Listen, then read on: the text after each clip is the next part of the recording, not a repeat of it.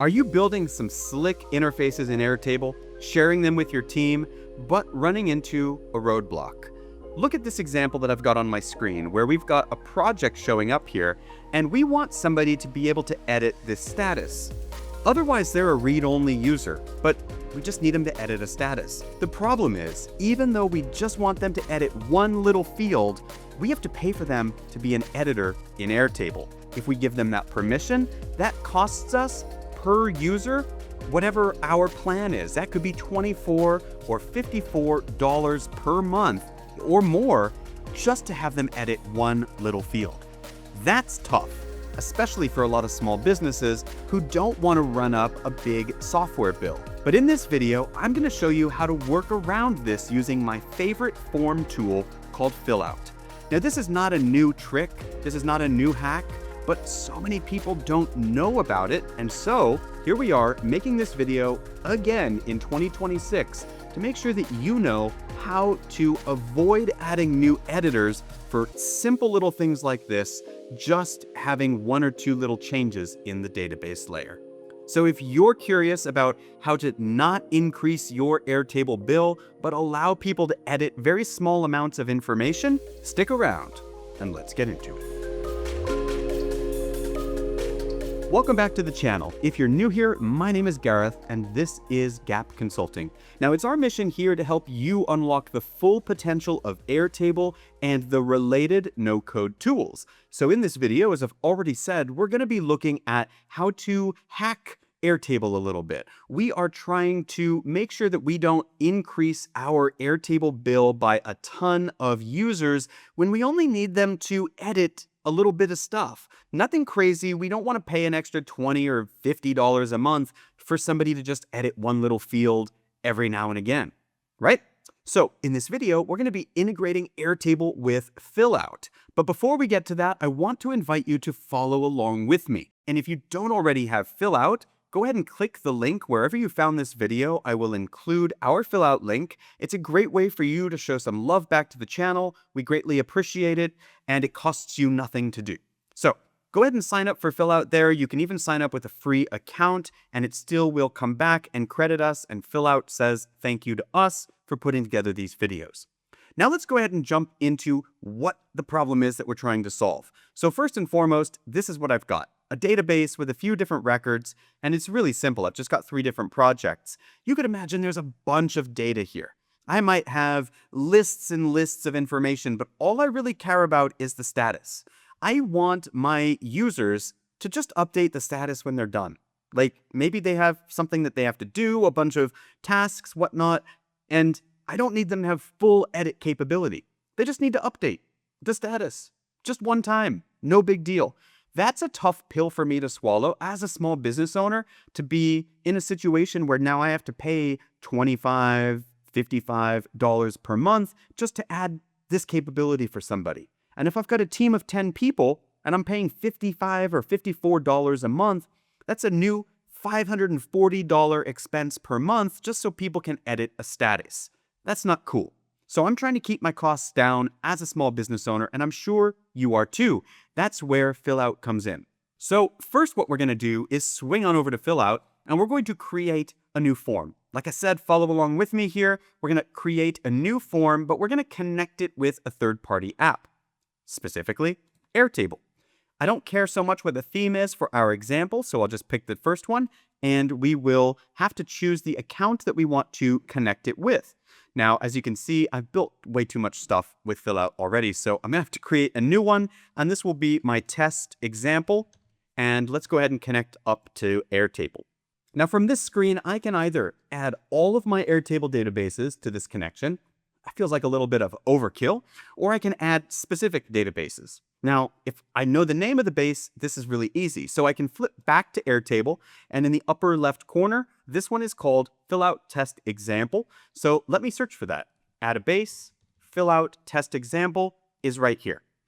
All I have to do now, once I've found all of the bases, is grant access. And just like this, Fillout is going to build the connection to that database.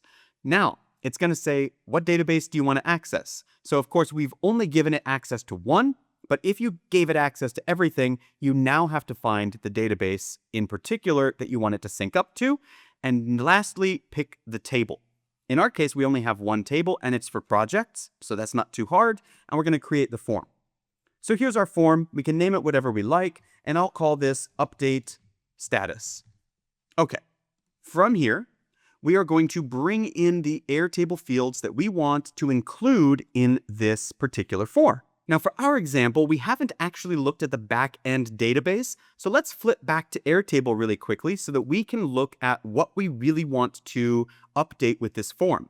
So I'm going to go to the data layer because right now I'm in the interfaces. So I just opened the data layer in a new tab.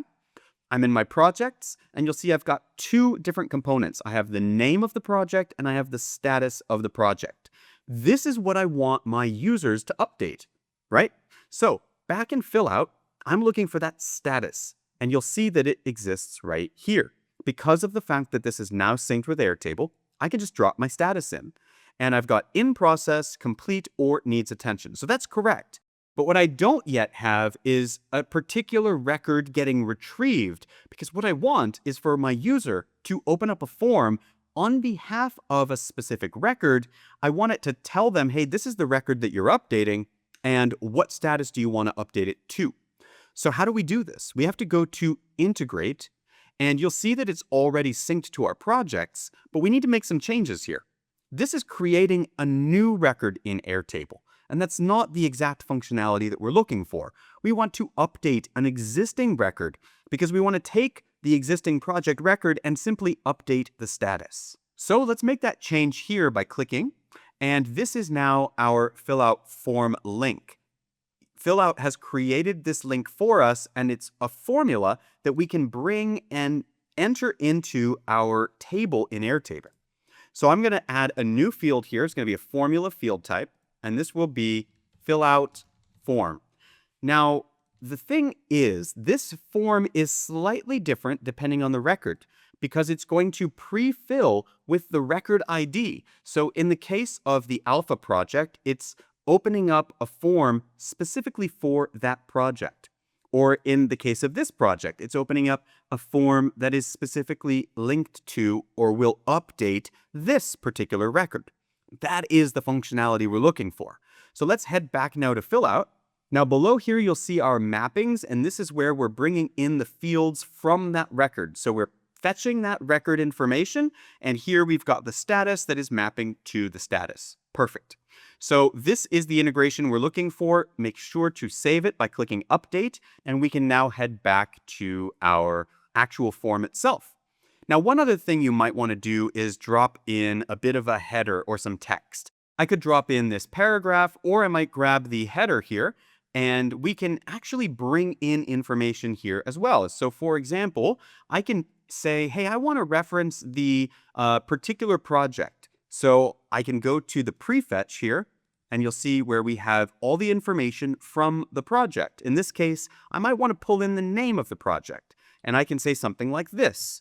You are updating the status for project, and then this is now dynamic. It's going to bring in the actual project that we are working on.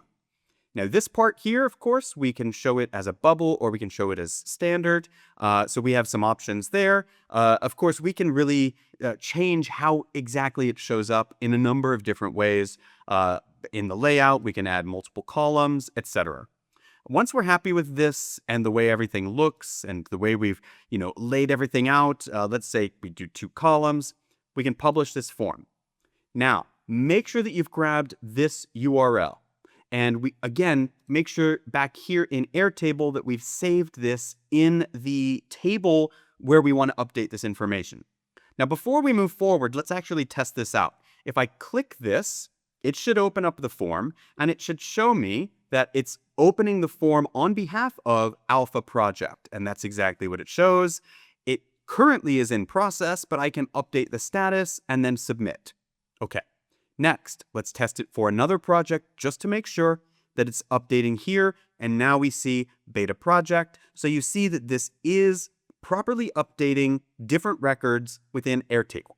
Now we haven't actually updated yet because I'm not quite ready. The last step here, we've built the form. we want to include the form inside of our Airtable interface. So back to our interfaces, make sure you're in build mode where you're editing the pages. This, of course, assumes that you are a creator or the owner of this Airtable workspace. So inside of here, if we want to give our team the ability to push a button, we can say, well, bring in the button. So we are inside of the record details, and we can add buttons right here. And by default, a button has the action of going to a website. So we can actually go to the button properties, and we can make some tweaks. Where do we want them to go? An external URL? Yes. But more specifically, we want them to go to a link or a URL that is stored inside the record. Remember that we have that nice little formula. It's a unique URL for every single record. So we're going to say go to URL in record. What is that URL? Well, it's going to be the Fillout form. That's where we stored the link for our form. And it says by default, open link from field. We could say update status instead. And let's publish these changes. Okay, here we go. Let's test it out. We have built this pretty quickly here. We've got 3 different projects. All of them are in process for status. Imagine our read-only users. They don't have edit capability, but what they can do is view this interface. We're not being charged for them as users. And then they come in and they say, I need to update the status of this one. Which project was this again? Ah, yeah. Cool, Delta project. That's the one I want to update. It says it right there. This is now complete. Submit. We're done. Taking it back, already updated. This is now complete. The other ones, still in process. Let's update Alpha project. Update status, opens a new form. Which one is this for? Well, because we've already opened this and we have cookies in our browser, it knows we've opened the form. So we're going to start it again. Alpha project. Oh yeah, that's the one that needs attention now. Submit, back to the interface, already updated. Fillout is integrating with Airtable when we submit the form, updating the status, and we do not have to pay for an additional user to edit the data. Now, a couple of caveats here. You're going to have to pay for Fillout the more you use it. They have a really robust free plan. You can get away with a lot on it, but if you really lean into Fillout, you are going to pay for it. But it's almost always cheaper to pay for Fillout than it is for 3 or 4 more users who just need to edit a simple button or 2, right? The other caveat here is if you want your users to be true editors, these forms are probably insufficient. These forms are great if you just need somebody to update 1 or 2 little things. But if you expect people to update entire, databases worth of information, they really need to be on the editor plan. This is a hack that really only serves people who are in that very small area where it's like they're mostly read-only with very light requirements for editing. Nonetheless, I hope you got a ton of value from this video.